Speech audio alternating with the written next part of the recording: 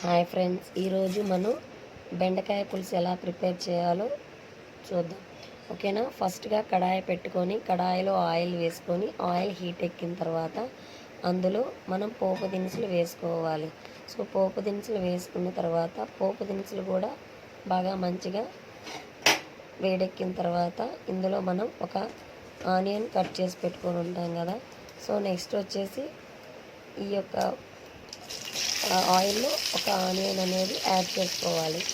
So నేనైతే ఒక onion తీసుకున్నాను ఫ్రెండ్స్. మీకు సరిపడకపోతే 1 or 2 ఆనియన్స్ తీసుకోవచ్చు, అది మీ ఇష్టం. ఓకేనా ఫ్రెండ్స్. నెక్స్ట్ వచ్చేసి ఆనియన్ వేసిన తర్వాత ఆనియన్ మంచిగా అటు ఇటు 4 పక్కల కలబెట్టాలి. సో ఆనియన్ అనేది మంచిగా బ్రౌన్ కలర్లోకి వచ్చేంత వరకు కలుపుతూ ఉండాలి. సో నెక్స్ట్ వచ్చేసి ఇందులో మనం ఏం యాడ్ చేయాలంటే కరివేపాకు యాడ్ చేసుకోవాలి. ఆనియన్ అనేది మాడిపోకుండా అటు ఇటు కలబెడుతూ నెక్స్ట్ వచ్చేసి కరివేపాకు యాడ్ చేసుకోవాలి. చూసారా కదా ఫ్రెండ్స్, కరివేపాకు కూడా వేసేసాము. ఆనియన్ అనేది మంచిగా బ్రౌన్ కలర్లోకి రావాలి.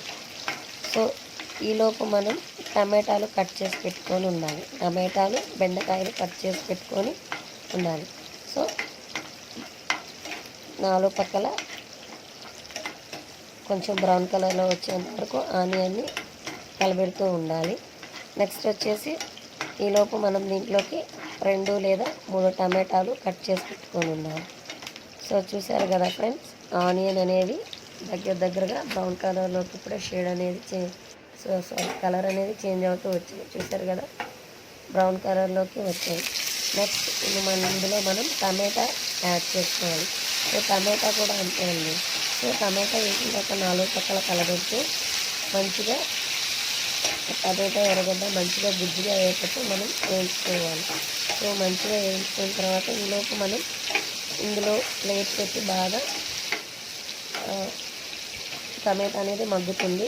ఈలోపు మనం ఇందులో కావాల్సిన బెండకాయలు అనేవి కట్ చేసి పెట్టుకొని చింతపండు అనేది పులుసు చేసుకోవాలి. ఓకేనా. చూసారు కదా ఫ్రెండ్స్, ఆనియన్ టమాటా మంచిగా బ్రౌన్ కలర్లోకి వచ్చేసింది. చూడండి కలర్ ఎలా చేంజ్ అయ్యిందో. సో నెక్స్ట్ వచ్చేసి ఇందులో మనం బెండకాయలు అనేవి యాడ్ చేసుకోవాలి. ఓకేనా ఫ్రెండ్స్.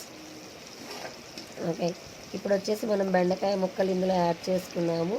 సో బెండకాయ ముక్కలు యాడ్ చేసిన తర్వాత 4 పక్కల బెండకాయలు అనేది కలిపెట్టాలి. ఓకేనా. కలబెట్టిన తర్వాత ఇందులో మనం ఏమేమి వేసుకోవాలంటే పసుపు, ఉప్పు, కారం వేసుకోవాలి. ఫ్రెండ్స్ నేను చెప్పేది బెండకాయ పులుసు. ఓకేనా, బెండకాయ పులుసు.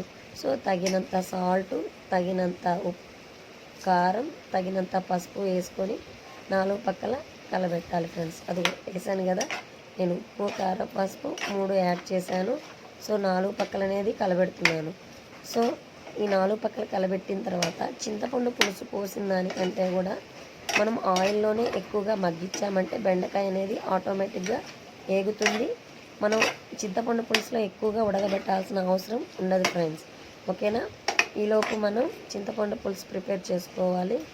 సో ఈలోపు ఒక 5 minutes అనేది చూసారు కదా, ఆయిల్లో బాగా డీప్ ఫ్రై అవ్వడం వల్ల చూసారు కదా బెండకాయలు అనేవి కలర్ చేంజ్ అయ్యాయి. సో మనం చింతపండు పులుసు పోయకముందే కొంచెం బాగా ఉడికాయి. సో నెక్స్ట్ వచ్చేసి ఇందులో మనం వచ్చేసి చింతపండు పులుసు అనేది యాడ్ చేసుకోవాలి. ఫైనల్గా చింతపండు పులుసు యాడ్ చేసుకున్న తర్వాత ఉప్పు సరిపోయిందా లేదా చూసుకొని 4 పక్కల కలబెట్టి మూత పెట్టుకొని 5 or 10 minutes అనేది మనం బెండకాయ పులుసుని బాగా ఉడకబెట్టాలి. సో 5 or 10 minutes తర్వాత బెండకాయ ఉడికిందా లేదా చూసుకొని తగినంత ఉప్పు సరిపోయిందా లేదా చూసుకొని వేసుకొని ఫైనల్గా మనం అంతే బెండకాయ కర్రీని ప్రిపేర్ చేసుకున్నాం. ఫస్ట్ టైం నా ఛానల్ కానీ ఎవరైనా కానీ చూస్తున్నట్టయితే లైక్ చేసి, షేర్ చేసి, కామెంట్ చేసి సబ్స్క్రైబ్ చేయండి friends. Please subscribe to my channel. ఫైనల్గా చూసారు కదా బెండకాయ కర్రీ అయితే ప్రిపేర్ అయిపోయింది. చూసారు కదా ఆ గుజ్జు అనేది దగ్గర అవడం వల్ల బెండకాయ పులుసు